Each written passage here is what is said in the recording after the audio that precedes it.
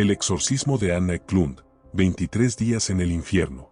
En el corazón de Iowa, donde los campos de maíz se extienden hasta donde alcanza la vista y las pequeñas comunidades católicas se aferran a su fe con devoción inquebrantable, existe un convento franciscano en la localidad de Erling que guarda uno de los secretos más perturbadores de la historia eclesiástica estadounidense. Durante el otoño de 1928, las paredes de este lugar sagrado fueron testigos de eventos que desafiarían toda explicación racional y que quedarían documentados en los archivos oficiales de la Iglesia Católica como uno de los casos de posesión demoníaca más extraordinarios jamás registrados. La historia de Anna Eklund comenzó décadas antes, en una modesta granja de Wisconsin donde nació en el año 1882. Su nombre real era Emma Smith, pero la Iglesia optó por proteger su identidad utilizando el seudónimo que pasaría a la historia.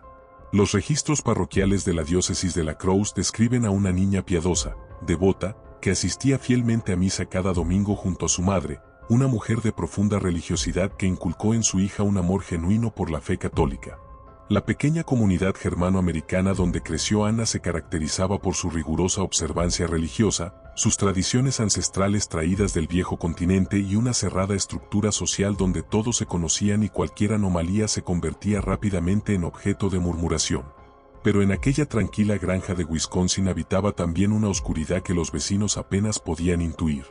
El padre de Anna, Jacob Smith, era conocido en la comunidad como un hombre de temperamento difícil, pero lo que ocurría tras las puertas cerradas de su hogar iba mucho más allá de un simple mal carácter.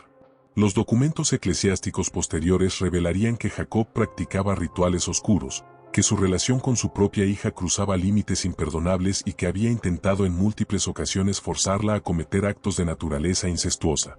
Cuando Anna, aferrada desesperadamente a su fe y su pureza, rechazaba sus avances depravados, su padre profería maldiciones contra ella, invocando fuerzas que ningún hombre cuerdo debería convocar.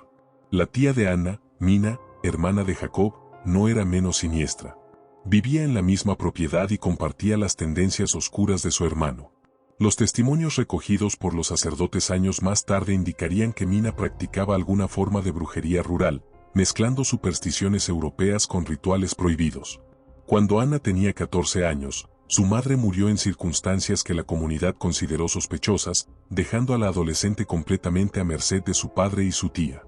Fue entonces cuando las maldiciones se intensificaron. Jacob y Mina, según quedaría documentado en los archivos diocesanos, realizaron ceremonias específicamente diseñadas para condenar el alma de Anna, para destruir su pureza y arrastrarla a la perdición eterna. Los primeros signos inquietantes aparecieron cuando Anna tenía apenas 16 años. Comenzó a experimentar una aversión violenta e inexplicable hacia todo lo sagrado. Esta joven que había sido el ejemplo de piedad en su parroquia, que comulgaba con devoción y rezaba el rosario diariamente, de repente no podía siquiera entrar en una iglesia sin sentir náuseas abrumadoras. El agua bendita le producía un dolor físico intenso al contacto con su piel. Los objetos religiosos que antes besaba con amor ahora le provocaban un rechazo visceral. Su párroco local, el padre Edmund, quedó profundamente perturbado al observar estos cambios. En sus notas personales, archivadas en la diócesis de La Crosse, escribió que los ojos de Anna parecían contener una oscuridad que no era humana cuando intentaba bendecirla. Pero lo más aterrador eran los conocimientos imposibles que Anna comenzó a manifestar. Durante las confesiones, revelaba los pecados secretos del sacerdote antes de que éste pudiera hablar, pecados que nadie más conocía. Hablaba en idiomas que jamás había estudiado, latín eclesiástico perfecto, alemán antiguo, dialectos que ni siquiera los eruditos de la zona podían identificar con certeza. En un incidente documentado por el padre Edmund en 1911, Anna pronunció en arameo una blasfemia tan vil que el sacerdote, quien había estudiado lenguas antiguas en el seminario, quedó paralizado de horror. No era la voz de la muchacha, escribió en su informe oficial. Era algo que hablaba a través de ella, algo antiguo y malevolente que conocía secretos que ningún ser humano debería conocer. Las manifestaciones físicas pronto siguieron. Anna comenzó a levitar durante la noche, su cuerpo elevándose varios metros sobre su cama mientras dormía. Los vecinos que vivían en granjas cercanas reportaron haber escuchado gritos inhumanos provenientes de la propiedad de Smith durante las horas más oscuras de la madrugada, alaridos que helaban la sangre y que no sonaban como ningún animal conocido. Jacob Smith, aterrado por lo que había desatado con sus maldiciones, buscó ayuda del padre Edmund. «He condenado a mi propia hija», confesó el hombre entre sollozos, según consta en los registros parroquiales. Mina y yo invocamos algo que no podemos controlar. Algo ha respondido a nuestras maldiciones y ahora habita en ella. El padre Edmund, reconociendo que enfrentaba algo más allá de su experiencia y preparación, contactó con su obispo. Los archivos diocesanos documentan una serie de investigaciones preliminares durante los meses finales de 1911. Médicos examinaron a Anna, buscando explicaciones neurológicas o psiquiátricas para su condición. Todos quedaron desconcertados. Sus exámenes físicos mostraban a una mujer joven completamente sana, sin ninguna patología identificable. Sin embargo, cuando intentaban examinarla en presencia de objetos religiosos, Anna entraba en estados de furia incontrolable, demostrando una fuerza física que superaba ampliamente lo que su constitución delgada debería permitir. En una ocasión, según el informe médico del Dr. William Schulze, Anna lanzó a 3 hombres adultos contra la pared con un solo movimiento de su brazo, dejando a uno de ellos con costillas fracturadas. La Iglesia Católica, con su milenaria experiencia en estos asuntos, siguió sus protocolos establecidos. Se realizaron múltiples sesiones de oraciones de liberación, intentos de bendiciones, rosarios comunitarios. Nada funcionaba. Anna empeoraba progresivamente. Su cuerpo comenzó a manifestar signos físicos perturbadores. Marcas inexplicables aparecían en su piel durante la noche, símbolos que los estudiosos eclesiásticos identificarían posteriormente como sigilos de invocación demoníaca. Su rostro se deformaba ocasionalmente, adoptando expresiones que los testigos describirían como completamente inhumanas, como si algo mirara desde detrás de sus ojos. El padre Edmund, en un informe enviado a su obispo en diciembre de 1911, escribió con mano temblorosa: «Esta no es una enfermedad del cuerpo ni de la mente. Esto es una guerra espiritual, y estamos perdiendo». Fue entonces cuando la diócesis tomó la decisión de proceder con un exorcismo formal, el primero de muchos que Anna Eklund enfrentaría en su atormentada existencia. En el año 1912, el padre Theophilus Riesinger, un monje capuchino de reconocida experiencia en casos de posesión, fue convocado para realizar el ritual. Los eventos de aquel primer exorcismo quedarían documentados en los archivos franciscanos, pero serían apenas un preludio de lo que vendría 16 años después. Durante 3 días en 1912, el padre Riesinger luchó contra las entidades que habitaban en Anna. Las sesiones fueron tan violentas, tan perturbadoras, que varias de las personas presentes sufrieron colapsos nerviosos. Al final, pareció lograrse una liberación parcial. Anna recuperó cierta normalidad, pudo volver a asistir a misa, recuperó parte de su vida. Pero la paz sería temporal. Los demonios, como quedaría registrado en los documentos eclesiásticos posteriores, nunca se habían ido completamente. Simplemente esperaban, acechando en las sombras de su alma, reuniendo fuerzas para un regreso aún más devastador. Durante los años siguientes, Anna intentó llevar una vida normal. Se mudó lejos de la granja familiar, lejos de su padre y su tía, intentando escapar de las maldiciones que la perseguían. Trabajó como empleada doméstica, asistió a misa regularmente, intentó reconstruir su relación con Dios. Pero hacia 1928, cuando Anna tenía 46 años, las manifestaciones regresaron con una furia renovada y amplificada. Los ataques eran más violentos, más frecuentes, más aterradores que nunca. Su párroco en ese momento, alarmado por la severidad de las manifestaciones, contactó nuevamente con el padre Theophilus Riesinger, quien ahora tenía 61 años y había acumulado décadas de experiencia adicional en casos de posesión. El anciano monje capuchino, tras entrevistarse con Anna y evaluar la situación, tomó una decisión que quedaría registrada en la historia eclesiástica. Este caso requería un exorcismo de duración sin precedentes, en un lugar completamente aislado, con múltiples testigos y documentación exhaustiva. Eligió el convento franciscano de Erling, Iowa, un lugar remoto donde las monjas hermanas de la preciosa sangre podrían proporcionar apoyo logístico y donde la privacidad estaría garantizada. El 23 de agosto de 1928, Anna Eklund llegó al convento de Erling, acompañada por el padre Riesinger y otro sacerdote, el padre Joseph Steyer, quien serviría como asistente y testigo oficial. Ninguno de los presentes podía imaginar que los siguientes 23 días cambiarían para siempre su comprensión de la realidad, del bien y del mal, de los límites entre el mundo natural y lo sobrenatural. Las hermanas del convento, mujeres de fe inquebrantable que habían dedicado sus vidas al servicio de Dios, pronto enfrentarían horrores que ninguna preparación espiritual podría haber anticipado completamente. Lo que estaba por comenzar sería documentado meticulosamente por múltiples testigos, registrado en informes oficiales de la Iglesia, y se convertiría en uno de los casos de posesión demoníaca más exhaustivamente verificados de la historia moderna. 23 días de batalla espiritual.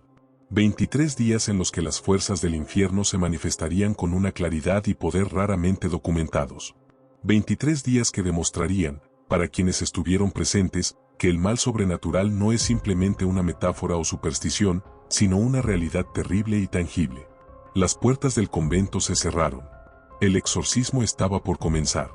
Y lo que ocurriría dentro de aquellas paredes consagradas desafiaría toda explicación racional y quedaría grabado para siempre en los anales de lo inexplicable. Para comprender verdaderamente la magnitud de lo que ocurriría en Erling durante el otoño de 1928, resulta esencial conocer quién era Anna Eklund antes de que las fuerzas oscuras reclamaran su alma como campo de batalla. Los documentos parroquiales y los testimonios recogidos por los investigadores eclesiásticos pintan el retrato de una mujer cuya vida había sido marcada por la tragedia desde su más tierna infancia, pero que había luchado incansablemente por mantener su fe y su dignidad en circunstancias que habrían destruido a personas menos resilientes. Emma Smith, el nombre real detrás del seudónimo Anna Eklund, nació el 23 de marzo de 1882 en una granja modesta situada a las afueras de Marathon, Wisconsin. Los registros de nacimiento de la parroquia de San José documentan su bautismo apenas 3 días después, el 26 de marzo, una ceremonia a la que asistió toda la pequeña comunidad germano-americana del condado. Su madre, Elizabeth Smith, era una mujer profundamente religiosa que había emigrado de Baviera en 1876, trayendo consigo no solo su fe católica inquebrantable sino también las tradiciones y supersticiones del viejo mundo. El padre Edmund, quien conoció a la familia durante los últimos años de vida de Elizabeth, la describió en sus notas personales como una mujer de oración constante, que veía en cada evento de la vida la mano de la providencia. Jacob Smith, el padre de Emma, presentaba un contraste perturbador con su esposa. Los vecinos de la comunidad rural lo recordaban como un hombre taciturno, de mirada oscura, que raramente participaba en las actividades sociales de la parroquia. Había llegado a América desde Prusia en 1878, huyendo, según rumores nunca confirmados, de acusaciones relacionadas con prácticas ocultistas en su aldea natal. Trabajaba su tierra con una dedicación obsesiva, pero aquellos que lo conocían notaban algo perturbador en su comportamiento. El granjero Heinrich Mueller, vecino de los Smith durante 22 años, testificaría posteriormente ante los investigadores eclesiásticos que Jacob realizaba extraños rituales en su granero durante las noches sin luna, quemando hierbas y pronunciando palabras en un idioma que no era alemán ni inglés. La infancia de Emma transcurrió en este ambiente de profunda contradicción espiritual. Durante el día, su madre la educaba en la fe católica con devoción ejemplar. Emma aprendió a rezar el rosario antes de cumplir 5 años, memorizó las oraciones en latín y alemán, y asistía fielmente a la escuela dominical donde las hermanas de San Francisco enseñaban catecismo. Los registros escolares conservados en los archivos diocesanos muestran que Emma era una estudiante aplicada, particularmente dotada para la memorización de pasajes bíblicos. La hermana Matilde, su maestra entre los años 1888 y 1892, escribió en su evaluación anual: Emma Smith posee un alma naturalmente inclinada hacia lo divino. Rara vez he visto tal pureza de espíritu en una niña tan joven. Pero cuando caía la noche, la atmósfera en la granja Smith se transformaba en algo siniestro.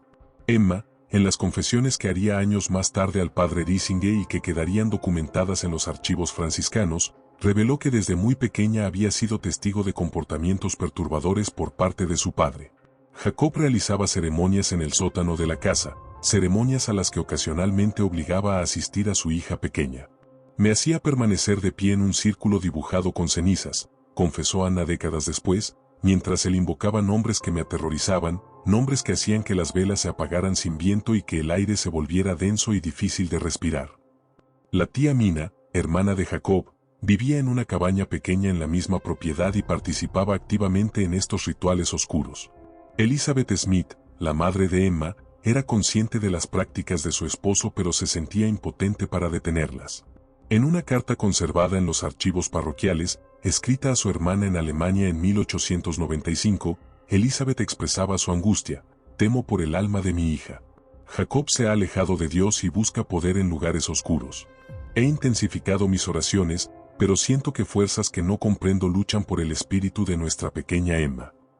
Esta carta, descubierta años después de la muerte de Elizabeth, proporcionaría evidencia crucial sobre los orígenes de la posesión de Anna. Cuando Emma cumplió 12 años en 1894, su cuerpo comenzó a cambiar con la llegada de la pubertad, y fue entonces cuando el comportamiento de Jacob Smith se volvió aún más perturbador. Los testimonios recogidos por los investigadores eclesiásticos, aunque difíciles de leer incluso un siglo después, documentan intentos repetidos de abuso incestuoso por parte del padre hacia su hija. Emma, aferrada desesperadamente a las enseñanzas de pureza que su madre le había inculcado, resistía estos avances con todas sus fuerzas. Cada rechazo de Emma enfurecía a Jacob, quien comenzó a proferir maldiciones explícitas contra su propia hija.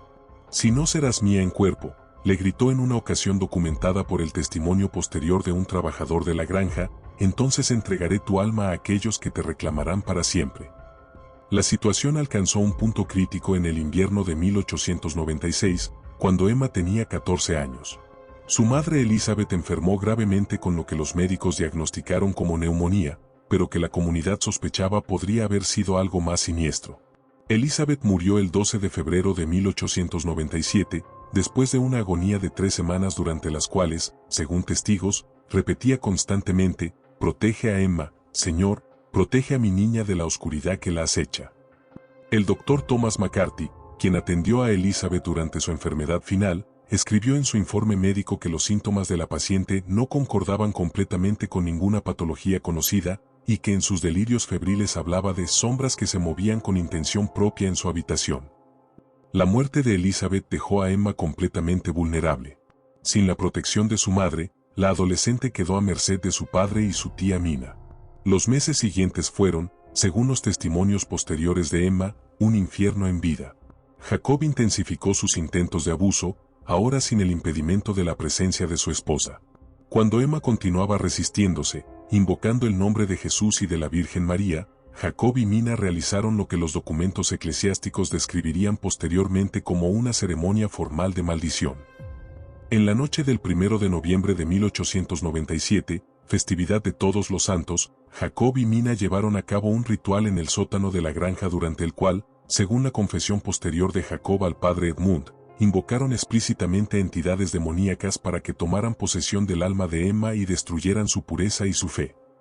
Los efectos de esta maldición no fueron inmediatos, pero comenzaron a manifestarse gradualmente a lo largo de los meses siguientes. Emma, quien hasta entonces había sido el ejemplo de piedad en la parroquia, comenzó a experimentar una aversión creciente hacia los objetos sagrados. El primer incidente documentado ocurrió en la misa dominical del 18 de abril de 1898. Emma, quien entonces tenía 16 años, había comulgado fielmente cada domingo desde su primera comunión.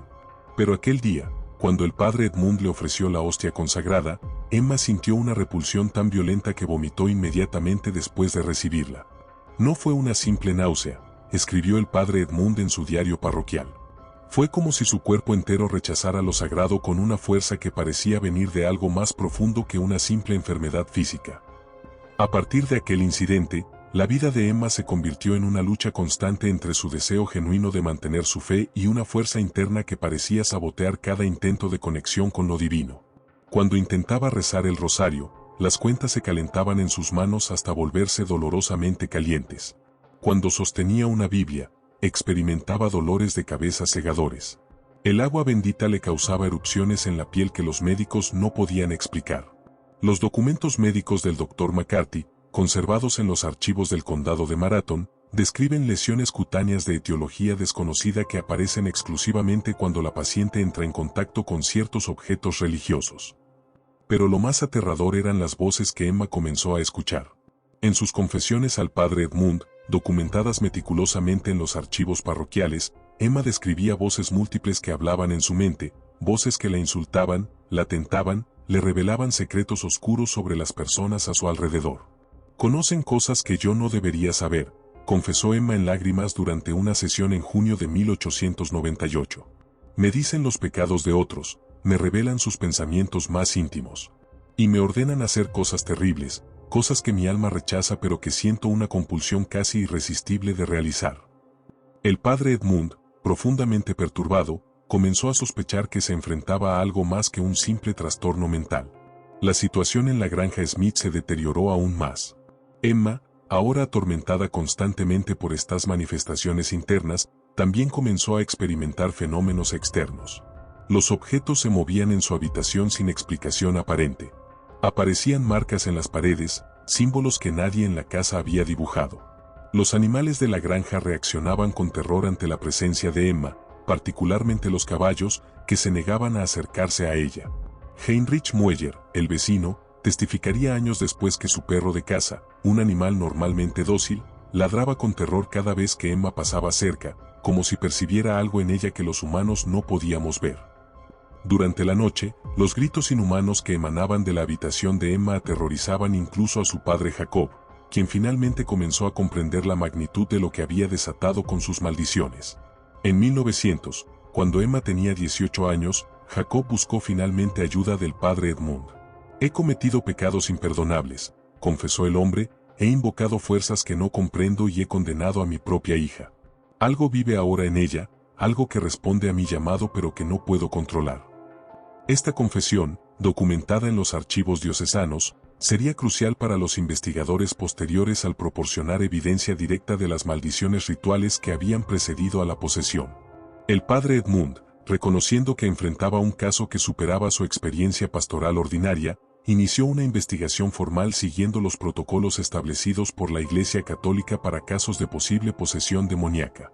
Durante los años 1900 y 1901, Emma fue sometida a múltiples exámenes médicos y psiquiátricos. Todos los profesionales quedaron desconcertados. Físicamente, Emma era una joven sana. Mentalmente, mostraba una lucidez perfecta excepto durante los episodios en los que las voces tomaban control. El doctor Franz Weber, psiquiatra de Milwaukee consultado específicamente para este caso, escribió en su informe de agosto de 1901, la paciente muestra signos que no concuerdan con ninguna patología mental catalogada. Su conocimiento de idiomas que nunca ha estudiado, su capacidad de revelar información que no tiene manera de conocer, y las manifestaciones físicas que acompañan sus episodios sugieren que estamos ante un fenómeno que la medicina actual no puede explicar adecuadamente. Para Emma, estos años fueron de sufrimiento indescriptible. Mantenía un deseo genuino de servir a Dios, de recuperar la paz espiritual que había conocido en su infancia bajo la guía de su madre. Pero cada intento de acercarse a lo sagrado resultaba en tormento. Cada oración era interrumpida por blasfemias que brotaban de su boca sin su consentimiento. Cada visita a la iglesia terminaba en episodios violentos donde tenía que ser físicamente removida del recinto sagrado. Los archivos parroquiales documentan al menos 17 incidentes entre 1898 y 1911 donde Emma tuvo que ser sacada de la iglesia de San José debido a sus reacciones violentas durante la misa. La comunidad de Marathon, inicialmente compasiva, comenzó gradualmente a distanciarse de Emma. Los rumores circulaban. Algunos decían que estaba loca. Otros, más supersticiosos, susurraban que estaba maldita o que ella misma practicaba brujería. Emma se encontró cada vez más aislada socialmente. Las familias que antes la invitaban a reuniones sociales ahora evitaban su compañía. Los jóvenes que antes la cortejaban desaparecieron. El aislamiento social se sumó a su tormento espiritual, creando un círculo vicioso de sufrimiento del cual parecía no haber escape. Los documentos de este periodo revelan múltiples intentos de suicidio por parte de Emma, interceptados siempre en el último momento por intervenciones que ella misma describía como providenciales, como si incluso en su tormento, algo divino la protegiera de la autodestrucción total. Era este el estado de Anna Eklund cuando, en 1912, el padre Theophilus Riesinger fue finalmente convocado para realizar el primer exorcismo formal. Una mujer de 30 años, atormentada durante 14 años por fuerzas que habían sido invocadas deliberadamente contra ella por su propio padre, una mujer cuya única culpa había sido mantener su pureza y su fe en circunstancias imposibles. Los documentos de aquel primer exorcismo mostrarían que las entidades que la habitaban eran numerosas y poderosas, y que la batalla por su alma sería larga y ardua, extendiéndose no días sino décadas, culminando finalmente en aquellos 23 días terribles de 1928 en Erling, Iowa. El primer exorcismo formal de Anna Eklund comenzó el 18 de junio de 1912 en la misma iglesia parroquial de San José en Marathon, Wisconsin, donde Emma había sido bautizada 3 décadas antes. El padre Theophilus Riesinger, un monje capuchino de 55 años con experiencia considerable en casos de posesión, había llegado 5 días antes para prepararse espiritualmente y evaluar personalmente el caso. Los documentos franciscanos conservados en los archivos de la provincia de San José describen meticulosamente los preparativos y el desarrollo de aquellos 3 días que cambiarían para siempre la vida de todos los involucrados. El padre Riesinger era un hombre de aspecto severo pero de compasión profunda. Nacido en Baviera en 1857, había emigrado a América como seminarista y había sido ordenado sacerdote en 1882, el mismo año del nacimiento de Emma Smith. Durante sus 30 años de ministerio, había estudiado extensamente los rituales de exorcismo y había participado en al menos 9 casos documentados de posesión demoníaca, aunque ninguno, según escribiría posteriormente, se acercaría en intensidad a lo que experimentaría con Anna Eklund. Sus notas personales, archivadas en el convento capuchino de Milwaukee, revelan a un hombre metódico, escéptico por naturaleza, que requería evidencia substancial antes de diagnosticar una auténtica posesión demoníaca. Durante los días previos al exorcismo, el padre Riesinger entrevistó extensamente a Anna, al padre Edmund, a testigos de la comunidad, e incluso al propio Jacob Smith, cuya confesión completa quedó documentada en los archivos diocesanos. He enfrentado muchos casos donde la superstición y la enfermedad mental se confunden con lo demoníaco, escribió Riesinger en su informe preliminar del 14 de junio de 1912. Pero en este caso, después de 5 días de investigación exhaustiva, no tengo duda de que nos enfrentamos a una auténtica posesión múltiple. Las evidencias son abrumadoras y los fenómenos observados trascienden toda explicación natural. Esta conclusión no fue tomada a la ligera. Riesinger había documentado más de 40 manifestaciones paranormales distintas durante su investigación preliminar. La primera de estas manifestaciones ocurrió durante su entrevista inicial con Anna el 13 de junio. El encuentro tuvo lugar en la rectoría parroquial, con el padre Edmund presente como testigo. Anna, una mujer de 30 años de apariencia frágil y demacrada por años de tormento, inicialmente se mostró cooperativa y lúcida. Respondía a las preguntas del padre Riesinger con coherencia, describiendo su sufrimiento con lágrimas genuinas de dolor. Pero cuando el monje capuchino sacó discretamente un relicario que contenía un fragmento de la verdadera cruz, sin revelar que era el objeto, la reacción de Anna fue inmediata y violenta. Ella no podía ver qué había en mi mano, documentó Riesinger. El relicario permanecía oculto en mi puño cerrado. Sin embargo, instantáneamente comenzó a gritar que lo alejara de ella, que la quemaba aunque no hubiera contacto físico. Sus ojos, que momentos antes mostraban dolor humano, se transformaron en algo completamente diferente. La mirada que me dirigió no era humana. Era antigua, malevolente y llena de un odio que helaba el alma. El padre Edmund, presente durante este encuentro, confirmó en su propio informe la transformación súbita de Anna. La voz cambió completamente, escribió. No era la voz suave de Emma Smith. Era múltiple, como si varias entidades hablaran simultáneamente a través de su boca. Y las palabras que pronunció estaban en latín perfecto, un latín que Emma nunca había estudiado formalmente. Maldecía usando terminología teológica compleja, citaba pasajes de textos apócrifos que incluso yo, con mi educación seminaria, apenas reconocía. Durante este episodio, que duró aproximadamente 15 minutos, Anna demostró una fuerza física descomunal. Cuando el padre Riesinger intentó bendecirla con agua bendita, ella rompió las ataduras de cuero que habían sido colocadas en sus muñecas como precaución, ataduras que, según el testimonio del párroco, hubieran requerido la fuerza de 2 hombres adultos para romperlas. Durante los días siguientes, el padre Riesinger realizó más entrevistas y observaciones. Documentó que Anna entraba en estados de trance espontáneamente, durante los cuales revelaba información que no tenía manera de conocer. En una ocasión particularmente perturbadora, documentada el 15 de junio, Anna describió con precisión detallada los pecados privados del padre Riesinger, pecados de su juventud en Baviera que el sacerdote nunca había confesado a nadie en América.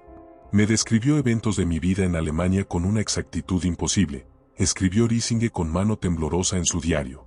Conocía conversaciones privadas, pensamientos íntimos, momentos de duda espiritual que solo yo y Dios conocíamos. Esto no es telepatía ni adivinación ordinaria. Es el conocimiento prenatural característico de las entidades demoníacas. Otro fenómeno documentado extensamente fue la capacidad de Anna para hablar idiomas que nunca había estudiado. Durante una sesión de observación el 16 de junio, con 3 testigos presentes incluyendo un profesor de lenguas clásicas de la Universidad de Milwaukee, el Dr. Friedrich Hoffmann. Anna habló fluidamente en alemán antiguo, latín clásico, hebreo bíblico, y lo que el Dr. Hoffmann identificó tentativamente como arameo. No es simplemente que conozca estas lenguas, escribió Hoffmann en su informe oficial. Es que las habla con dialectos específicos, con construcciones gramaticales que solo un erudito especializado reconocería. El hebreo que habló incluía modismos del periodo del Segundo Templo. El latín contenía vulgarismos que solo aparecen en textos muy específicos del siglo IV. Esta mujer, una granjera de Wisconsin con educación básica, no tiene acceso a este conocimiento por medios naturales. Las manifestaciones físicas eran igualmente perturbadoras. Durante la noche del 16 al 17 de junio, Anna fue observada por las hermanas de San Francisco que cuidaban de ella en una habitación preparada en el convento adyacente a la parroquia. La hermana Ágata, quien había servido como enfermera durante 20 años antes de entrar en la vida religiosa, documentó eventos que desafiaban toda lógica médica. A las 2:37 de la madrugada, escribió en su informe, Emma comenzó a levitar. Su cuerpo se elevó de la cama hasta una altura de aproximadamente 1,5 metros, permaneciendo suspendido en el aire durante casi 3 minutos. No había cables, no había trampa posible. Simplemente flotaba horizontalmente, como si yaciera en una cama invisible. Cuando grité de sorpresa, sus ojos se abrieron de repente, pero no eran sus ojos. Eran completamente negros, sin pupila ni iris visible, y me miraron con una malevolencia que me hizo retroceder aterrorizada. La hermana Clara, quien también estaba presente, confirmó cada detalle del testimonio de la hermana Ágata. Además, documentó que la temperatura de la habitación descendió dramáticamente durante la levitación. Pasamos de una noche cálida de junio a un frío tan intenso que podíamos ver nuestro aliento, escribió. El termómetro de la habitación marcaba 11 grados centígrados, cuando minutos antes había marcado 23. No había ventanas abiertas, no había explicación para este cambio súbito de temperatura. Este fenómeno de descenso térmico asociado con manifestaciones demoníacas sería documentado repetidamente a lo largo de los años siguientes, convirtiéndose en uno de los signos distintivos de las posesiones de Anna. El padre Riesinger, tras completar su investigación preliminar, determinó que se cumplían todos los criterios establecidos por el ritual romano para proceder con un exorcismo formal. Había evidencia de conocimiento de idiomas no aprendidos, revelación de eventos ocultos o distantes, demostración de fuerza más allá de la capacidad natural y aversión violenta a objetos sagrados. Además, los exámenes médicos habían descartado todas las explicaciones naturales posibles. El obispo de la diócesis de La Crosse, tras revisar toda la documentación, otorgó la autorización formal el 17 de junio de 1912, y el exorcismo fue programado para comenzar al día siguiente. La mañana del 18 de junio amaneció gris y tormentosa, un detalle anotado por múltiples testigos como si el propio cielo reflejara la batalla espiritual que estaba por comenzar. Anna fue llevada a la iglesia de San José a las 9 de la mañana. Había sido preparada espiritualmente durante la noche con oraciones de las hermanas, y parecía estar en un estado de calma relativa. El padre Riesinger, quien había pasado la noche en ayuno y oración, vistió su estola morada y preparó los elementos necesarios para el ritual: agua bendita, sal exorcizada, un crucifijo de bronce, el ritual romano abierto en las páginas correspondientes, y reliquias de varios santos conocidos por su poder contra las fuerzas demoníacas. Anna fue sentada en una silla en la sacristía, una habitación que había sido especialmente preparada para el exorcismo. Las ventanas fueron cubiertas con tela negra para evitar la distracción de miradas curiosas, aunque el padre Edmund había asegurado que ningún feligrés no autorizado tendría acceso. Presentes estaban el padre Riesinger como exorcista principal, el padre Edmund como asistente, 2 sacerdotes adicionales de parroquias vecinas como testigos oficiales, las hermanas Ágata y Clara como asistentes médicas, y el doctor McCarthy como observador médico. Cada uno de estos testigos mantendría posteriormente diarios detallados de los eventos que presenciarían durante los siguientes 3 días. El padre Riesinger comenzó el ritual a las 9:15 de la mañana con las oraciones preliminares del ritual romano. Inicialmente, Anna permaneció tranquila, incluso participando en algunas de las respuestas litúrgicas. Pero cuando el sacerdote comenzó las oraciones de conjuro, ordenando a cualquier espíritu maligno que manifestara su presencia, la transformación fue instantánea y aterradora. El cuerpo de Anna se arqueó violentamente hacia atrás, doblándose en un ángulo que el Dr. McCarthy describió como anatómicamente imposible sin fractura de la columna vertebral. Un rugido emergió de su garganta, un sonido que los testigos describieron consistentemente como inhumano, bestial, imposible de producir por cuerdas vocales humanas. En el nombre de Jesucristo, ordeno que te manifiestes, pronunció el padre Riesinger con voz firme. La respuesta fue inmediata. La voz que emergió de Anna era profunda, gutural, completamente distinta a su voz natural. Somos legión, declaró en latín perfecto. Somos muchos. No nos iremos. Ella es nuestra por derecho. Fue entregada a nosotros por su propia sangre. El padre Riesinger, sin mostrar temor visible, continuó con el ritual. ¿Cuántos sois? ¿Cuáles son vuestros nombres? La criatura que hablaba a través de Anna rió, una risa escalofriante que hizo que varios testigos se estremecieran. Somos Belcebú, príncipe de demonios. Somos Judas Iscariote, el traidor. Somos los espíritus de Jacob y Mina, condenados por sus pecados. Somos la legión de los caídos que reclamamos esta alma. Esta revelación, documentada independientemente por los 4 sacerdotes presentes, resultó particularmente perturbadora. La posesión no era simple sino múltiple. Incluía no solo entidades demoníacas sino también, aparentemente, las almas condenadas del padre y la tía de Anna, quienes habían muerto sin arrepentimiento por sus pecados de incesto, ocultismo y la maldición deliberada de Anna. Jacob Smith había muerto en 1910, Mina apenas 2 meses antes del exorcismo, en abril de 1912. Ambos, según los testimonios parroquiales, habían rechazado los últimos sacramentos y habían muerto maldiciendo a Dios y afirmando su lealtad a las fuerzas oscuras que habían servido en vida. El exorcismo del primer día continuó durante 8 horas consecutivas, con breves descansos para permitir que el padre Riesinger recuperara fuerzas. Durante este tiempo, los fenómenos se intensificaron progresivamente. Anna comenzó a vomitar sustancias que el Dr. McCarthy no pudo identificar, líquidos de colores imposibles que olían a azufre y putrefacción.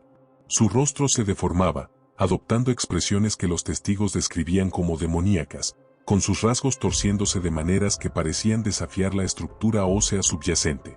Sus ojos cambiaban de color, pasando de su castaño natural a un negro profundo, luego a un amarillo sulfúreo, según los testigos presentes. La fuerza física que Anna demostraba era verdaderamente sobrenatural. En un momento dado, durante una pausa en las oraciones cuando el padre Edmund intentó ofrecerle agua, Anna rompió las cuerdas gruesas que la ataban a la silla. Estas cuerdas, según el testimonio del carpintero local que las había proporcionado, eran lo suficientemente fuertes para amarrar a un caballo. Anna las partió como si fueran hilos. Se levantó de la silla y se abalanzó hacia el padre Riesinger con tal velocidad y ferocidad que requirió la intervención de los 4 hombres presentes para someterla. Ella pesaba tal vez 50 kilos, escribió el padre Edmund, pero cuando intentamos sujetarla, era como luchar contra un toro enfurecido. Su fuerza era multiplicada por 10, por 20. Lanzó al joven padre Michael contra la pared con un solo movimiento de su brazo, dejándolo inconsciente durante varios minutos. Las entidades que hablaban a través de Anna demostraban un conocimiento enciclopédico de teología, específicamente de las doctrinas que contradecían o blasfemaban contra la fe católica.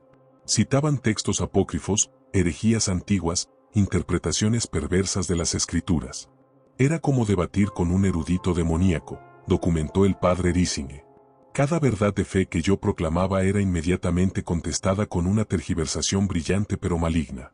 Conocían la teología mejor que muchos sacerdotes, pero la usaban para sembrar duda y desesperación. Esta capacidad intelectual, combinada con el conocimiento de idiomas antiguos, convenció incluso a los testigos más escépticos de que enfrentaban algo genuinamente sobrenatural. Durante la tarde del primer día, los fenómenos auditivos comenzaron. Golpes fuertes resonaban en las paredes de la sacristía, sin fuente visible. El sonido parecía moverse, como si algo invisible caminara alrededor de la habitación. Voces adicionales se unían ocasionalmente a la que emergía de la boca de Anna, voces que parecían venir de diferentes direcciones, creando un efecto coral aterrador. La hermana Ágata documentó que en cierto momento contó al menos 7 voces distintas hablando simultáneamente, algunas en idiomas que no reconocí, creando una cacofonía que resultaba físicamente dolorosa de escuchar. Al caer la noche del primer día, el padre Riesinger ordenó una pausa. Anna, exhausta hasta un punto casi mortal, fue llevada de regreso al convento donde las hermanas la cuidarían durante la noche. El exorcista y sus asistentes se retiraron para descansar, orar y prepararse para reanudar la batalla al día siguiente. En sus notas de aquella noche, el padre Rising escribió: "Este es el caso más difícil que he enfrentado. Las entidades son numerosas, poderosas y están profundamente arraigadas. La batalla será larga. Pero he visto también que el alma de Emma Smith lucha junto con nosotros. Hay momentos, breves pero inconfundibles, donde sus ojos recuperan su humanidad y puedo ver su súplica silenciosa de liberación. Por ella, por esa alma atormentada pero no rendida, continuaremos hasta lograr la victoria o morir en el intento". El segundo día del exorcismo, 19 de junio de 1912, comenzó a las 8 de la mañana. Durante la noche, Anna había experimentado episodios violentos que habían requerido la vigilancia constante de las hermanas. Había intentado ahorcarse con las sábanas de su cama, un intento que fue frustrado por la hermana Clara. Había gritado blasfemias durante horas, alternando entre múltiples voces. Y había levitado nuevamente, esta vez elevándose hasta tocar el techo de su habitación, permaneciendo allí durante casi una hora mientras las hermanas rezaban el rosario desesperadamente debajo de ella. Cuando fue llevada nuevamente a la sacristía para continuar el exorcismo, Anna estaba visiblemente debilitada físicamente, pero las entidades que la poseían parecían más fuertes y más desafiantes que el día anterior. El padre Rising intensificó sus oraciones, invocando directamente el poder de Cristo, utilizando el crucifijo y las reliquias de santos con mayor insistencia. La reacción fue violenta. Anna comenzó a sangrar espontáneamente, sangre que emanaba de su frente, sus manos y sus pies, en una terrible parodia de los estigmas de Cristo. El doctor McCarthy examinó estas heridas y confirmó que no había lesiones visibles, no había cortes ni abrasiones. La sangre simplemente emergía de poros intactos, un fenómeno que la medicina no puede explicar. Las entidades, sintiéndose presionadas por el ritual, comenzaron a revelar información en un intento de desmoralizar al exorcista. Describieron en detalle los pecados secretos de personas en la comunidad, creando un dilema ético para los sacerdotes presentes que estaban obligados por el secreto de confesión pero que escuchaban revelaciones de pecados nunca confesados. Amenazaron a los presentes con daño físico a ellos y sus familias. En un momento particularmente perturbador, la voz de lo que se identificaba como el espíritu condenado de Jacob Smith habló directamente al padre Edmund: "Tú deseas a la viuda Müller. La observas durante la misa. Imaginas cosas impuras con ella". El padre Edmund, según su propio testimonio posterior, reconoció que estas acusaciones, aunque exageradas por la entidad, tenían un núcleo de verdad que él había guardado celosamente en su corazón, luchando contra estas tentaciones en privado. Al final del segundo día, después de 9 horas de exorcismo continuo, el padre Rising sintió que estaban haciendo progreso. Las entidades se mostraban más agitadas, más defensivas. Anna tenía periodos más largos de lucidez donde su personalidad genuina emergía brevemente. Durante uno de estos momentos, con lágrimas corriendo por sus mejillas, Anna suplicó al padre Rising que no se rindiera, que continuara sin importar cuánto tiempo tomara. "No me abandonen", rogó con su propia voz. "Prefiero morir en este intento que vivir otro día como esclava de estos demonios". Esta súplica fortaleció la resolución de todos los presentes de continuar hasta lograr la liberación completa. El tercer y último día del exorcismo de 1912, 20 de junio, sería el más intenso. El padre Rising había pasado la noche en oración continua, ayunando completamente, preparándose para lo que esperaba sería el enfrentamiento final. Comenzó el día con una misa privada donde consagró las hostias que usaría durante el exorcismo, fortaleciéndose espiritualmente para la batalla que venía. Cuando Anna fue traída a la sacristía aquella mañana, parecía estar en un estado de semiconciencia, murmurando constantemente en idiomas incomprensibles. El exorcismo del 20 de junio de 1912 culminó en lo que el padre Rising describió como una victoria parcial pero significativa. Después de 14 horas continuas de ritual, durante las cuales Anna sufrió convulsiones tan violentas que el doctor McCarthy temió por su vida, las entidades finalmente cedieron terreno. A las 11:43 de la noche, Anna experimentó lo que los testigos describieron como una convulsión final masiva, seguida por un grito desgarrador que resonó por toda la iglesia. Luego, súbitamente, quedó completamente inmóvil y en silencio. Durante varios minutos aterradores, los presentes temieron que hubiera muerto. Pero entonces, sus ojos se abrieron lentamente, y por primera vez en años, eran completamente humanos, claros, reconocibles como los de Emma Smith. «Padre», susurró con su propia voz, débil pero inconfundiblemente suya, «¿se han ido?». El padre Risinge, exhausto pero esperanzado, bendijo su frente con agua bendita. Esta vez, no hubo reacción violenta, no hubo quemaduras, no hubo gritos. Anna aceptó la bendición con lágrimas de alivio corriendo por sus mejillas. Los documentos franciscanos registran que en aquel momento, todos los presentes cayeron de rodillas en acción de gracias, creyendo que la batalla había sido ganada. Pero el padre Risinge, con su experiencia en estos asuntos, fue más cauteloso en su evaluación. En su informe oficial escribió: «Hemos logrado expulsar las entidades más poderosas, pero siento en mi espíritu que no hemos alcanzado una liberación completa. Algo permanece, agazapado, esperando. Recomiendo vigilancia continua y cuidado espiritual constante para esta alma atormentada». Su intuición resultaría profética. Durante los siguientes 16 años, desde 1912 hasta 1928, Anna Eklund experimentó lo que los documentos eclesiásticos describen como periodos alternantes de liberación relativa y manifestaciones recurrentes. Los archivos diocesanos contienen informes detallados de este periodo, mostrando un patrón cíclico perturbador. Anna tendría meses, incluso años, de aparente normalidad donde podía asistir a misa, recibir los sacramentos, trabajar y vivir una vida relativamente funcional. Pero inevitablemente, las manifestaciones regresarían, cada vez con más fuerza, como olas que se acumulan antes de un tsunami final. Después del exorcismo de 1912, Anna intentó reconstruir su vida. Se mudó de Marathon a una pequeña ciudad cerca de Milwaukee, buscando un nuevo comienzo lejos de los recuerdos dolorosos de su infancia. Los registros laborales conservados en los archivos del condado muestran que trabajó como empleada doméstica para varias familias católicas respetables entre 1913 y 1919. Las cartas de recomendación de sus empleadores, archivadas en la diócesis, la describen como una trabajadora diligente, piadosa y de carácter moral intachable. Durante este periodo, Anna se confesaba regularmente con el padre Michael Brennan de la parroquia de San Estanislao en Milwaukee, quien se convirtió en su director espiritual. Sin embargo, los diarios del padre Brennan, disponibles en los archivos parroquiales, revelan que incluso durante estos años relativamente tranquilos, Anna nunca estuvo completamente libre de tormento. Experimentaba pesadillas recurrentes donde las voces regresaban, amenazándola, diciéndole que volverían a reclamarla. Ocasionalmente sufría breves episodios donde perdía el control, profiriendo blasfemias involuntariamente durante momentos de estrés. Los objetos religiosos aún le causaban incomodidad leve, aunque no el dolor agudo de años anteriores. «Es como si las fuerzas oscuras mantuvieran un punto de apoyo en su alma», escribió el padre Brennan en septiembre de 1915, un ancla que les permite regresar cuando su guardia espiritual baja.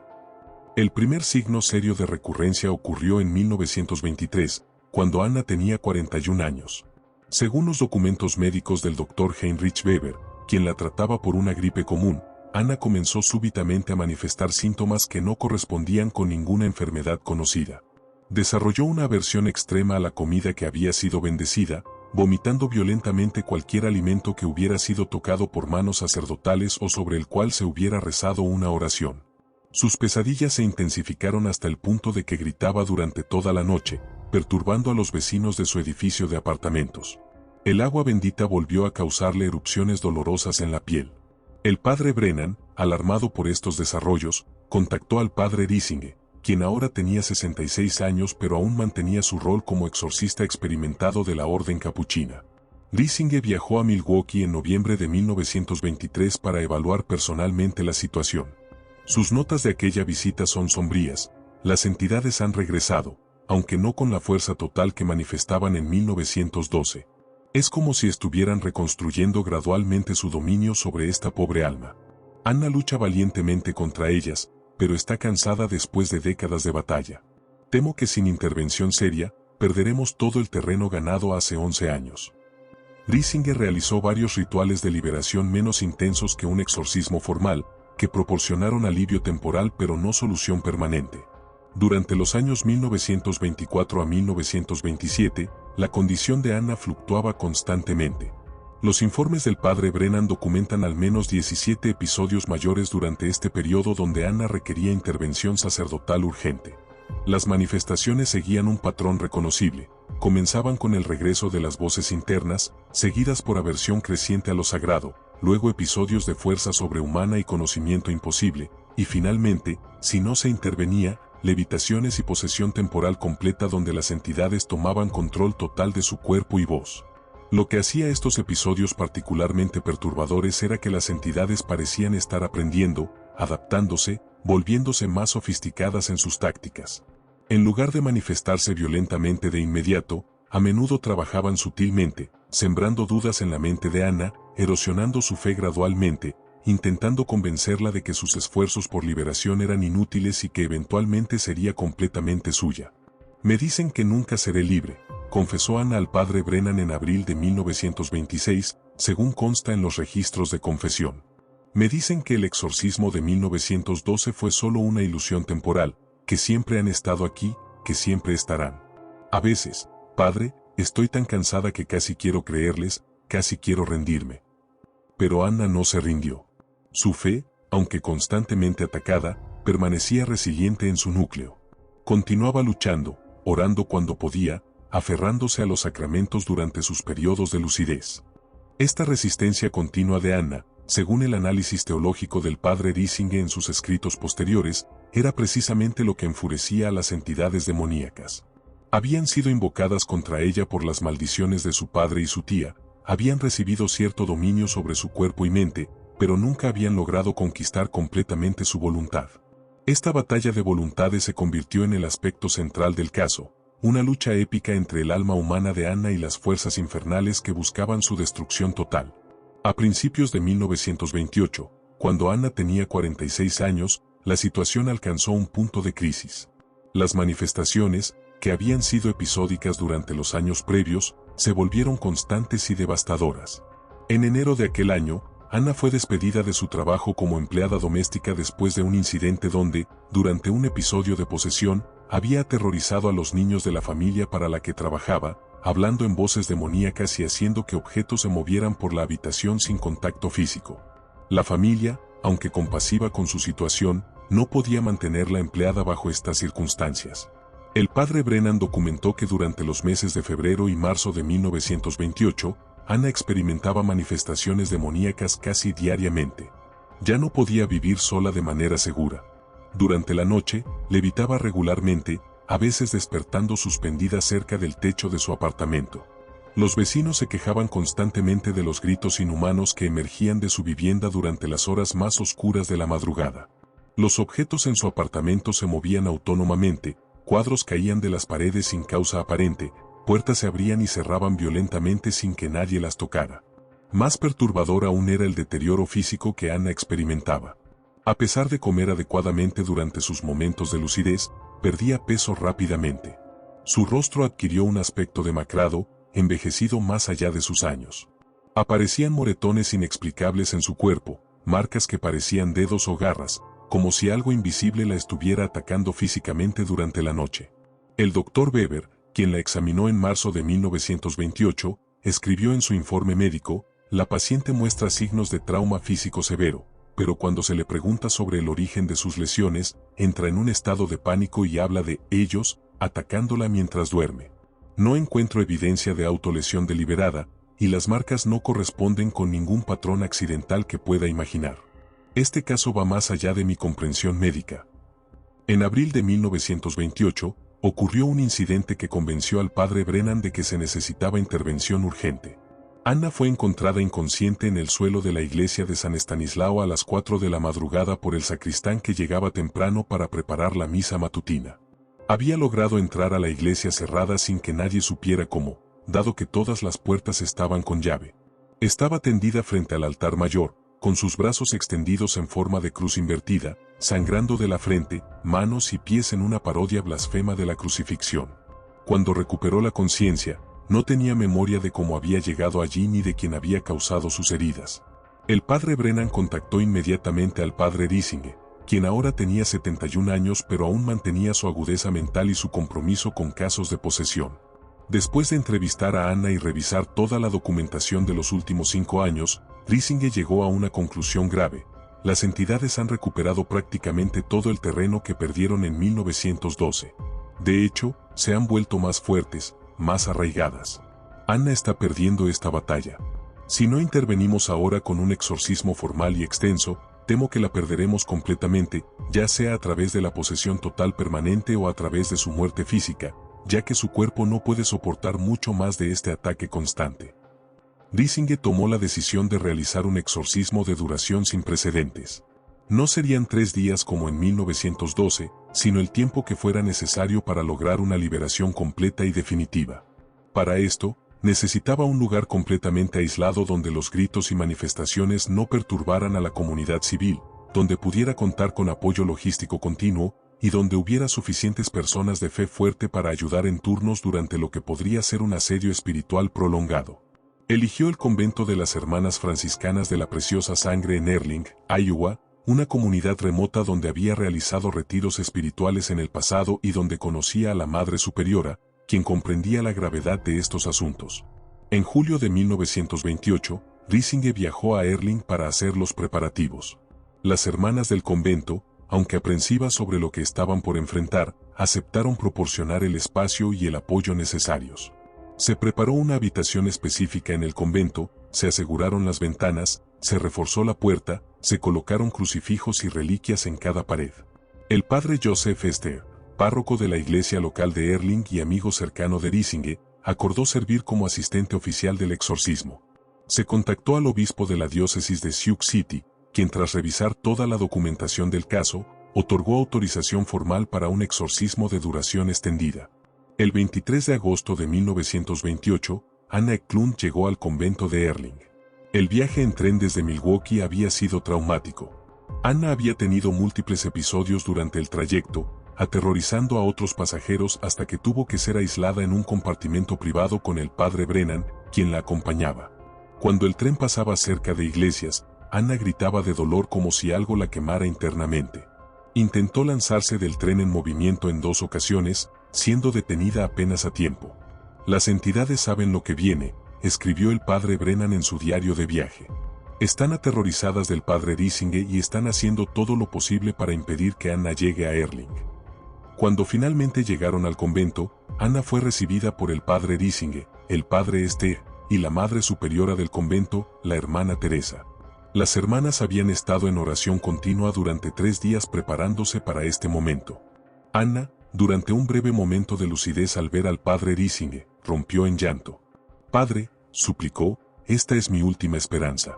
Si este exorcismo falla, no podré continuar.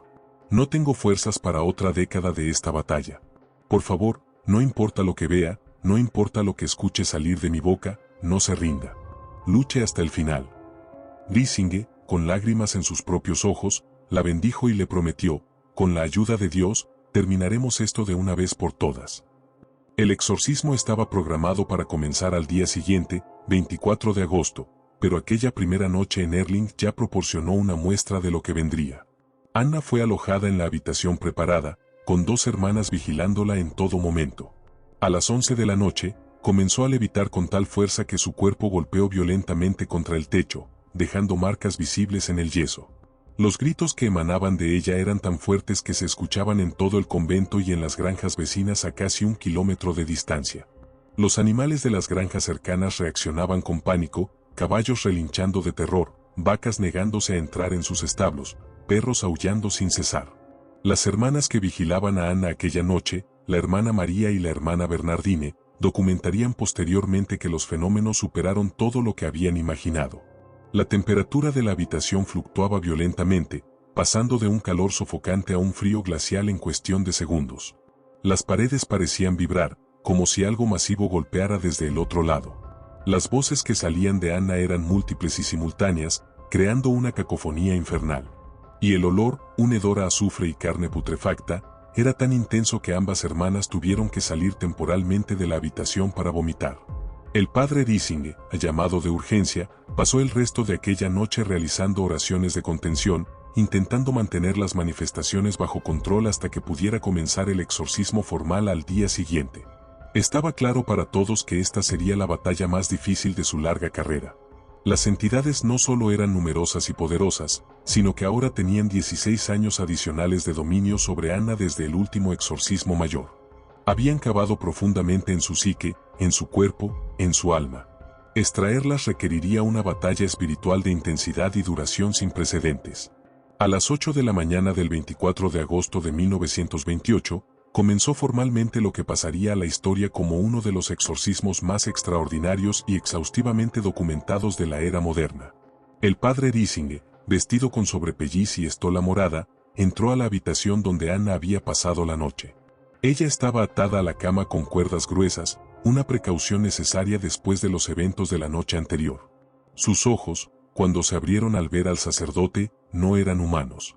Eran completamente negros, vacíos, y miraban al exorcista con un odio que parecía emanar de abismos antiguos. El padre Riesinger abrió el ritual romano y comenzó, en el nombre del Padre, del Hijo y del Espíritu Santo, inició este rito sagrado de exorcismo. No pudo terminar la frase. Un rugido emergió de Anna, un sonido tan poderoso y grave que hizo vibrar las ventanas de la habitación. Su cuerpo se arqueó contra las ataduras con tal fuerza que la cama entera se elevó del suelo. Las cuerdas, gruesas como el pulgar de un hombre, comenzaron a tensarse peligrosamente. El padre Steger, presente como asistente, se apresuró a rociar agua bendita sobre Anna. La reacción fue como si le hubieran echado ácido. Gritos de agonía llenaron la habitación mientras su piel siseaba donde las gotas de agua bendita la tocaban. Durante ese primer día completo de exorcismo, que se extendió por 14 horas con solo breves pausas, los fenómenos alcanzaron niveles que dejaron atónitos incluso a veteranos como el padre Riesinger. Anna demostraba una fuerza que requería que 4 hombres adultos la sujetaran para mantenerla en la cama. Su voz cambiaba constantemente, alternando entre el gruñido gutural de Belcebú, el lamento lastimero de lo que afirmaba ser el alma condenada de su padre Jacob, la risa burlona de Judas Iscariote y la voz sibilante y maligna de su tía Mina. Cada una de estas entidades tenía su propia personalidad distintiva, sus propias tácticas. Belcebú blasfemaba y amenazaba, declarando que Anna le pertenecía por derecho y que ningún sacerdote lo expulsaría. El espíritu de Jacob lloraba y suplicaba perdón, pero cuando el padre Riesinger ofrecía oraciones por su alma, instantáneamente se volvía vicioso y hostil, revelando que su aparente arrepentimiento era solo una táctica de manipulación. Judas intentaba sembrar desesperación, susurrando que si incluso un apóstol elegido por Cristo podía condenarse, ¿qué esperanza tenía Anna? La tía Mina era quizás la más perturbadora, usando conocimiento íntimo de la vida de Anna para atacarla psicológicamente, recordándole cada momento vergonzoso, cada pecado venial, cada duda que hubiera tenido alguna vez. El padre Steger, en sus notas detalladas de aquel primer día, escribió: «No estoy presenciando actuación teatral ni enfermedad mental.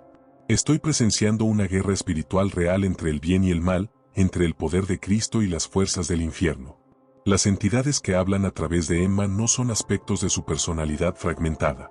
Son seres distintos, con conocimientos que ella no posee, hablando en idiomas que ella nunca aprendió, revelando secretos que nadie más conoce. Esto es real. Dios me ayude, esto es absolutamente real. Durante el segundo día, 25 de agosto, los fenómenos se intensificaron aún más. Anna comenzó a vomitar objetos imposibles, clavos oxidados que no había ingerido, fragmentos de vidrio, pequeños huesos de animales, y sustancias viscosas de colores imposibles que olían a putrefacción. El doctor Germán, médico local que había sido llamado para monitorear la salud física de Anna, examinó estos objetos vomitados y confirmó en su informe médico que no existe explicación médica para cómo estos objetos sólidos podrían haber estado en el estómago de la paciente sin causar perforación u obstrucción intestinal. El origen de estas sustancias desafía toda lógica médica. Las levitaciones se volvieron más frecuentes y más violentas. Anna se elevaba de la cama, a veces alcanzando el techo, otras veces permaneciendo suspendida horizontalmente en medio de la habitación. Durante estas levitaciones, su cuerpo se volvía extraordinariamente pesado cuando se intentaba forzarla hacia abajo, como si una fuerza invisible aumentara su masa. El padre Steger documentó un incidente particular donde Anna, quien normalmente pesaba alrededor de 50 kilos, requirió la fuerza combinada de 6 hombres para ser bajada del techo, y aún así los hombres lucharon como si estuvieran bajando un objeto de cientos de kilos. A medida que el exorcismo entraba en su tercera jornada completa, el 26 de agosto de 1928, el padre Riesinger reconoció que enfrentaba una batalla de resistencia sin precedentes. Las entidades no mostraban signos de debilitamiento significativo, y de hecho, parecían reunir fuerzas para resistir cada asalto espiritual con renovada ferocidad. En sus notas privadas de aquella mañana, el exorcista veterano escribió con una honestidad brutal: he realizado exorcismos durante 40 años. He enfrentado casos que otros sacerdotes consideraban imposibles. Pero nunca he encontrado una fortaleza demoníaca tan profundamente arraigada como esta. Estas entidades han tenido décadas para establecerse en el alma de Emma. No cederán fácilmente. Esta batalla puede durar semanas. El padre Esther, quien había asumido un rol cada vez más importante como asistente principal del exorcismo, documentó meticulosamente cada día de los siguientes en sus diarios, que posteriormente serían preservados en los archivos diocesanos de Sioux City. Sus observaciones proporcionan un registro extraordinariamente detallado de los métodos empleados por el padre Riesinger y las reacciones de las entidades demoníacas. Durante el tercer día, Riesinger decidió intensificar el uso de reliquias sagradas, trayendo fragmentos de la verdadera cruz, reliquias de San Francisco de Asís, de Santo Tomás de Aquino y de Santa Teresa de Ávila, santos conocidos por su poder contra las fuerzas demoníacas. Cuando el padre Riesinger colocó estas reliquias sobre el cuerpo de Anna, la reacción fue instantánea y aterradora. Un aullido que los testigos describirían como procedente del mismo infierno llenó la habitación. El cuerpo de Anna se contorsionó en formas anatómicamente imposibles, su columna vertebral arqueándose hacia atrás hasta que su cabeza casi tocaba sus talones. Las hermanas que presenciaban esto, mujeres de fe inquebrantable que habían dedicado sus vidas al servicio de Dios, tuvieron que ser rotadas constantemente porque el horror de lo que presenciaban era psicológicamente insoportable por periodos prolongados. La hermana María, en su testimonio escrito, confesó: vi cosas durante aquellos días que han quedado grabadas en mi mente para siempre. He visto el rostro del mal verdadero, y es más terrible de lo que cualquier descripción del infierno en los sermones podría transmitir. Las entidades, sintiéndose presionadas por las reliquias sagradas, comenzaron a revelar información en un intento desesperado de desmoralizar a los exorcistas y a las hermanas presentes. El espíritu que se identificaba como Belcebú habló en latín perfecto durante más de 2 horas continuas, describiendo en detalle gráfico las torturas del infierno, los sufrimientos de las almas condenadas, y haciendo afirmaciones teológicas diseñadas específicamente para sembrar dudas sobre la misericordia de Dios. ¿Por qué lucháis por esta alma?, rugió la voz demoníaca. Vuestro Dios es cruel. Condena a sus criaturas a tormento eterno por pecados temporales. Nosotros al menos somos honestos sobre nuestra naturaleza. Vuestro Dios pretende amor pero practica tiranía.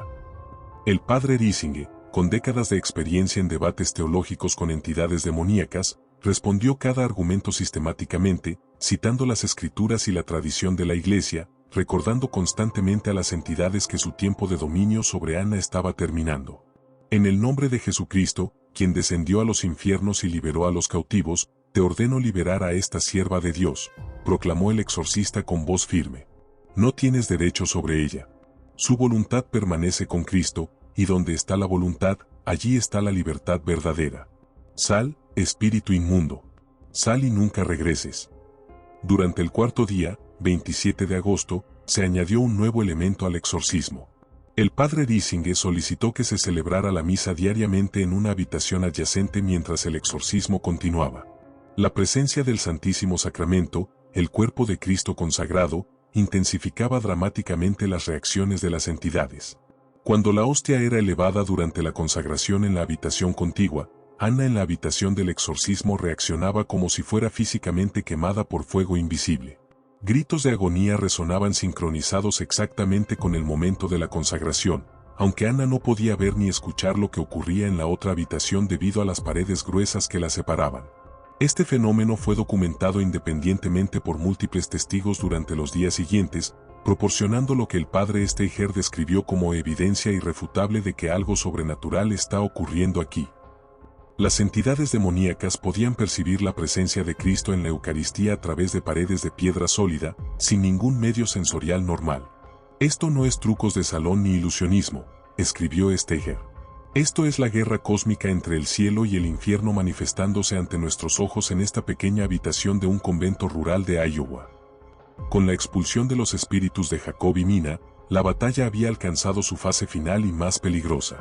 Solo quedaban las entidades puramente demoníacas, Belcebú, identificado como el príncipe de los demonios, y lo que se manifestaba como Judas Iscariote, junto con una legión de espíritus menores cuya presencia se había vuelto cada vez más evidente a medida que los espíritus humanos condenados eran expulsados. Estos demonios, sin las anclas que los espíritus de Jacob y Mina proporcionaban, se aferraban desesperadamente a Anna con una ferocidad renovada, conscientes de que su tiempo se agotaba pero determinados a infligir el máximo daño posible antes de ser expulsados. Los días 20 y 21 del exorcismo, 13 y 14 de septiembre de 1928, fueron testigos de lo que los documentos describen como las manifestaciones más violentas y aterrorizantes de todo el proceso. Belcebú, sintiéndose acorralado, desató una furia que superaba todo lo previamente documentado. El cuerpo de Anna se contorsionaba con tal violencia que el padre Steiger temió que se fracturara cada hueso. Las levitaciones alcanzaron alturas de más de 2 metros, con Anna golpeando repetidamente contra el techo con tanta fuerza que se agrietó el yeso. Los gritos eran tan intensos que podían escucharse a más de 2 kilómetros de distancia, haciendo que los residentes de Erling cerraran sus ventanas y rezaran en sus hogares, aterrorizados por los sonidos inhumanos que emanaban del convento. El padre Risinge, ahora visiblemente demacrado y debilitado después de 3 semanas de batalla espiritual continua, reunió sus últimas reservas de fuerza. Las hermanas del convento, preocupadas por su salud, le suplicaban que descansara, que permitiera que otro sacerdote tomara su lugar temporalmente. Pero Risinge se negaba rotundamente. «He caminado con Emma a través de este valle de sombras durante 21 días», les dijo con voz ronca. «No la abandonaré ahora cuando estamos tan cerca de la victoria. Si Dios quiere llevarme durante esta batalla, que así sea. Pero no me retiraré voluntariamente». Esta determinación inquebrantable inspiraría posteriormente a generaciones de exorcistas que estudiarían este caso. Durante la tarde del día 21, 14 de septiembre, festividad de la exaltación de la Santa Cruz, el padre Risinge decidió realizar un asalto espiritual coordinado final. Convocó a todas las hermanas del convento que aún tenían fuerzas para participar, aproximadamente 22 religiosas, y les pidió que formaran un círculo alrededor de la habitación donde Anna yacía. Cada hermana sostenía un crucifijo y rezaba el rosario continuamente. En la habitación adyacente, 3 sacerdotes celebraron la misa simultáneamente en 3 altares temporales que habían sido establecidos específicamente para este propósito. El propio padre Risinge, en el centro de esta fortaleza espiritual, comenzó las oraciones finales de exorcismo. La reacción fue apocalíptica. Belcebú rugió con una voz que los testigos describirían como conteniendo la furia de 1000 tormentas. Las paredes del convento temblaban físicamente. Las ventanas estallaron hacia afuera, enviando fragmentos de vidrio en todas direcciones. La temperatura en la habitación fluctuaba salvajemente entre un calor sofocante que hacía imposible respirar y un frío glacial que congelaba el aliento visible en el aire. El olor a azufre se volvió tan intenso que varias hermanas vomitaron violentamente. Pero ninguna abandonó su puesto. Continuaron orando, sus voces uniéndose en un canto de rosarios que proporcionaba un contrapunto celestial al rugido infernal que emanaba del cuerpo de Anna. El padre Risinge, de pie directamente frente a Anna, sosteniendo un crucifijo grande que contenía una reliquia de la verdadera cruz, pronunció las palabras finales del ritual de exorcismo con una autoridad que parecía fluir de algo más profundo que su propia fuerza humana agotada, en el nombre de Jesucristo, quien triunfó sobre la muerte y descendió al infierno para liberar a los cautivos, en el nombre de aquel ante quien todo el infierno tiembla y toda rodilla se dobla, te ordeno, Belcebú, príncipe de mentiras, sal de esta sierva de Dios. Tu reino sobre ella ha terminado. La sangre del Cordero te ha vencido. Vete al abismo y permanece allí hasta el juicio final. En el nombre del Padre, del Hijo y del Espíritu Santo, vete. Lo que siguió quedó grabado en la memoria de todos los presentes como el momento más extraordinario de sus vidas. El cuerpo de Anna se arqueó hacia atrás en una posición imposible, elevándose completamente de la cama hasta quedar suspendido horizontalmente a más de 1 metro de altura. Sus ojos se abrieron completamente, pero no había iris ni pupila, solo un negro absoluto que parecía contener profundidades infinitas. De su boca emanó un rugido que comenzó como algo guturalmente bajo y se elevó en tono hasta convertirse en un chillido agudo que hacía sangrar los oídos de quienes estaban más cerca. El sonido duró aproximadamente 30 segundos, aunque a los testigos les pareció una eternidad. Luego, súbitamente, cesó. Anna cayó de regreso a la cama completamente inmóvil, tan quieta que durante varios momentos aterradores todos temieron que hubiera muerto. El padre Steiger se apresuró a verificar su pulso. Estaba viva, respirando superficialmente pero regularmente. El padre Riesinger, tambaleándose de agotamiento, se arrodilló junto a la cama y comenzó a rezar suavemente el Padre Nuestro. Una por una, las hermanas se unieron a la oración. Cuando llegaron a las palabras «líbranos del mal», los ojos de Anna se abrieron lentamente. Y por primera vez en décadas, eran completamente, inequívocamente humanos. Claros, castaños, llenos de inteligencia lúcida y, sobre todo, llenos de paz. «Padre Riesinger», susurró Anna con su propia voz, débil pero inconfundiblemente suya, «se han ido. Todos se han ido. Puedo sentirlo. Por primera vez desde que era una niña, estoy en silencio. No hay voces. No hay presencias oscuras. Solo paz». Lágrimas comenzaron a correr por sus mejillas, lágrimas de alivio y gratitud tan profundas que conmovieron a todos los presentes hasta las lágrimas. El padre Riesinger, este guerrero espiritual veterano que había enfrentado las fuerzas del infierno durante 40 años, también lloró abiertamente, abrazando a Anna como un padre abraza a una hija que creía perdida pero que finalmente ha regresado a casa. Era el 14 de septiembre de 1928, a las 6:37 de la tarde. Después de 21 días completos de exorcismo continuo, Anna Eklund estaba finalmente libre. Los documentos oficiales de la Iglesia Católica registrarían este caso como uno de los exorcismos más largos y mejor documentados de la historia moderna. El obispo de la diócesis de Sioux City, después de revisar toda la evidencia y entrevistar a los testigos, certificaría oficialmente que se había logrado una liberación auténtica de posesión demoníaca múltiple mediante el rito sagrado del exorcismo. Los días inmediatamente posteriores a la liberación fueron de recuperación física y espiritual para Anna. Había perdido casi 14 kilos durante el exorcismo, su cuerpo estaba cubierto de moretones y heridas inexplicables, y estaba tan débil que apenas podía caminar sin asistencia. Las hermanas del convento la cuidaron con dedicación amorosa, alimentándola con caldo nutritivo, aplicando ungüentos en sus heridas, rezando sobre ella constantemente para fortalecer su protección espiritual. El doctor Germán la examinó exhaustivamente el 16 de septiembre y declaró en su informe médico: considerando el trauma físico que esta mujer ha soportado durante las últimas 3 semanas, es médicamente extraordinario que haya sobrevivido. Su recuperación, aunque lenta, es progresiva y positiva. No encuentro daño permanente a sus órganos vitales, lo cual, dado lo que he presenciado, solo puedo atribuir a intervención divina. Pero más notable que su recuperación física era su transformación espiritual. Anna, liberada finalmente de las entidades que la habían atormentado durante 4 décadas, irradiaba una paz y serenidad que todos los que la conocían notaban inmediatamente. Por primera vez en su vida adulta, podía asistir a misa sin dolor, recibir la Eucaristía con alegría genuina, rezar sin interrupciones de voces blasfemas. «Es como si hubiera nacido de nuevo», le dijo al padre Riesinger durante una de sus conversaciones posteriores. «Los primeros 46 años de mi vida fueron vividos en las sombras, atormentada constantemente. Ahora, aunque soy una mujer de mediana edad, siento que mi vida verdadera apenas está comenzando». Anna permaneció en el convento de Erling durante 2 meses adicionales, recuperándose completamente y recibiendo dirección espiritual intensiva del padre Riesinger y del padre Steiger. Estos sacerdotes le enseñaron técnicas de protección espiritual, oraciones específicas para mantener su fortaleza contra posibles ataques futuros, y la importancia de una vida sacramental regular. En noviembre de 1928, Anna finalmente se sintió lo suficientemente fuerte para regresar al mundo exterior.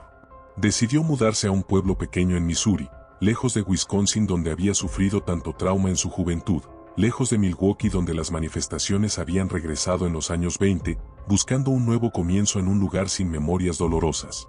Los registros diocesanos de Missouri documentan que Anna vivió el resto de su vida en relativa tranquilidad. Trabajó como ama de llaves para una familia católica respetable, asistía a misa diariamente y se convirtió en miembro activo de su parroquia local. Ocasionalmente experimentaba lo que describía como ecos de su pasado atormentado, pesadillas donde las voces regresaban brevemente, momentos de ansiedad irracional al pasar cerca de ciertos lugares, pero nunca más experimentó manifestaciones demoníacas completas. El padre Riesinger mantuvo correspondencia regular con ella hasta su muerte en 1941, y sus cartas, preservadas en los archivos franciscanos, muestran una mujer que había encontrado finalmente la paz que había buscado durante tanto tiempo. Anna Eklund murió en 1941, a la edad de 59 años, de causas naturales. Los registros parroquiales de su funeral describen una ceremonia tranquila asistida por la familia para la que trabajaba y varios miembros de su comunidad parroquial. Su párroco en aquel momento, el padre William Morrison, quien no conocía completamente su historia pasada, escribió en el obituario parroquial: Emma Smith fue una mujer de fe profunda y silenciosa, que soportó sufrimientos que pocos podrían imaginar con gracia y dignidad. Ha partido en paz para estar con su Señor. Fue enterrada en un cementerio católico bajo su nombre real, Emma Smith, en una tumba simple marcada solo con una cruz y las fechas de su nacimiento y muerte. El caso de Anna Eklund no terminó con su muerte, sin embargo. En 1935, el padre Karl Vogel, escribiendo bajo el seudónimo de Reverendo Celestin Kapsner, publicó un libro titulado Begone Satán que documentaba exhaustivamente el exorcismo de Erling. El libro, basado en los diarios del padre Risinge, del padre Stea, y en entrevistas con testigos presenciales, se convirtió en uno de los documentos más importantes sobre posesión demoníaca en la historia de la Iglesia Católica. Fue estudiado en seminarios, utilizado en la formación de exorcistas, y se convirtió en referencia estándar para casos similares durante décadas. La publicación del libro generó controversia inmediata. Escépticos argumentaban que todo el caso podía explicarse mediante enfermedad mental no diagnosticada, histeria colectiva o fraude deliberado. Psiquiatras y psicólogos de la época publicaron artículos sugiriendo que Anna sufría de trastorno de personalidad múltiple, esquizofrenia o alguna forma de psicosis no catalogada. Propusieron que los fenómenos físicos observados, como las levitaciones y la fuerza sobrehumana, eran exageraciones de testigos crédulos o mal entrenados en observación científica. El conocimiento de idiomas extranjeros, argumentaban, podía explicarse mediante criptomnesia, la recuperación inconsciente de información previamente aprendida y olvidada. Sin embargo, estos argumentos escépticos enfrentaban problemas significativos al intentar explicar la totalidad de la evidencia. El caso de Anna Eklund no dependía del testimonio de un solo testigo crédulo, sino de múltiples testigos altamente educados, incluyendo sacerdotes con formación teológica extensiva, médicos con entrenamiento científico, y más de 20 hermanas religiosas, todas documentando independientemente los mismos fenómenos extraordinarios. El doctor Germán, cuyo escepticismo inicial estaba bien documentado en sus notas, había sido convertido en creyente por lo que presenció personalmente. Pasé de considerar estos eventos como superstición medieval a reconocer que la ciencia médica no tiene marco para explicar lo que observé, escribió en un artículo publicado en 1932. La Iglesia Católica, por su parte, nunca obligó a nadie a creer en la naturaleza sobrenatural del caso de Anna Eklund. La posición oficial, articulada por varios obispos que revisaron el caso, era que la evidencia documental sugería fuertemente una auténtica posesión demoníaca, pero que cada persona era libre de llegar a sus propias conclusiones basándose en la evidencia disponible. Lo que era indiscutible era que una mujer que había sufrido durante 46 años con síntomas severos e inexplicables había sido liberada de esos síntomas después de un exorcismo formal, y había vivido los últimos 13 años de su vida en paz relativa. Ya sea que uno atribuya esta liberación a la expulsión de demonios reales o al efecto psicológico de un ritual elaborado, el resultado práctico para Anna fue el mismo: libertad de su tormento. El debate sobre el caso de Anna Eklund continúa hasta el presente. Investigadores modernos han reexaminado la documentación disponible, aplicando análisis contemporáneos de los fenómenos reportados. Algunos argumentan que los avances en neurología y psiquiatría pueden ahora explicar muchos de los síntomas que en 1928 parecían sobrenaturales. Otros mantienen que incluso con todo nuestro conocimiento científico actual, aspectos significativos del caso permanecen inexplicables mediante causas puramente naturales, particularmente el conocimiento demostrado de idiomas nunca estudiados, la revelación de información oculta que Anna no tenía manera de conocer, y los múltiples testimonios independientes de fenómenos físicos como levitaciones presenciadas por observadores entrenados científicamente. El convento de Erling, donde ocurrió el exorcismo histórico, ya no existe en su forma original. Fue renovado extensivamente en las décadas siguientes, y la habitación específica donde Anna pasó 23 días luchando contra las fuerzas demoníacas ha sido convertida en espacio para otros usos. Sin embargo, la comunidad religiosa que todavía reside allí mantiene registros del evento, y ocasionalmente permite que investigadores serios con autorización eclesiástica apropiada examinen los archivos originales. La Madre Superiora actual, en una entrevista en el año 2005, comentó: "Vivimos en un lugar donde ocurrió una batalla espiritual extraordinaria. Esto nos recuerda constantemente la realidad de la guerra invisible entre el bien y el mal que ocurre constantemente alrededor de nosotros, aunque raramente se manifiesta tan dramáticamente como lo hizo con Anna Eklund". El padre Theophilus Riesinger, el héroe indiscutible de esta historia, continuó su ministerio como exorcista hasta su muerte en 1941, el mismo año en que murió Anna. Realizó numerosos exorcismos adicionales durante los años posteriores a Erling, aunque ninguno alcanzó la duración o intensidad del caso de Anna Eklund. Sus escritos sobre exorcismo, compilados después de su muerte, se convirtieron en textos fundamentales para la formación de exorcistas católicos. En sus reflexiones finales sobre el caso de Anna, escritas en 1939, Riesinger concluyó: "En mis más de 50 años como sacerdote, nunca he dudado de la existencia real de Dios ni del poder de Cristo sobre todas las fuerzas del mal. Pero el caso de Emma Smith fortaleció mi fe de maneras que no podría haber anticipado. Presencié el infierno manifestándose en la tierra, pero también presencié el cielo respondiendo con poder aún mayor. Por cada hora de oscuridad que enfrenté en aquella habitación en Erling, experimenté 2 horas de gracia divina sosteniéndome. Si mi vida ha tenido algún propósito, fue ayudar a liberar a aquella alma atormentada de su prisión de 4 décadas". El legado del caso de Anna Eklund continúa influyendo en la práctica del exorcismo hasta el día de hoy. Los protocolos establecidos por el padre Riesinger durante aquel exorcismo de 23 días, la documentación meticulosa de los fenómenos, la coordinación entre asistencia médica y ritual espiritual, el apoyo continuo de oración comunitaria, todos estos elementos se han convertido en prácticas estándar en exorcismos católicos modernos. Cuando el Vaticano revisó y actualizó el ritual romano del exorcismo en 1999, los consultores revisaron específicamente el caso de Anna Eklund como uno de los ejemplos históricos más valiosos de cómo debe conducirse un exorcismo apropiadamente.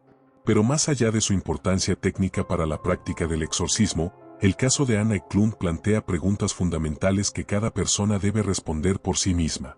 ¿Existen realmente fuerzas sobrenaturales del mal que pueden tomar posesión de un alma humana? ¿O son todos estos fenómenos manifestaciones de condiciones psicológicas que la ciencia moderna puede eventualmente explicar completamente? ¿Fue Anna Eklund realmente poseída por demonios durante 46 años, o fue víctima de una enfermedad mental severa combinada con abuso infantil y trauma?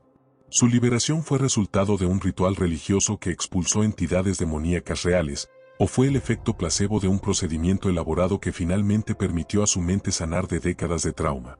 Los documentos no pueden responder definitivamente estas preguntas. Lo que sí documentan inequívocamente es que una mujer sufrió extraordinariamente durante la mayor parte de su vida, que múltiples testigos creíbles observaron fenómenos que desafiaban explicación fácil, que un ritual religioso formal fue realizado con máxima seriedad durante 23 días consecutivos, y que después de ese ritual, la mujer vivió los últimos años de su vida en una paz que había eludido durante décadas.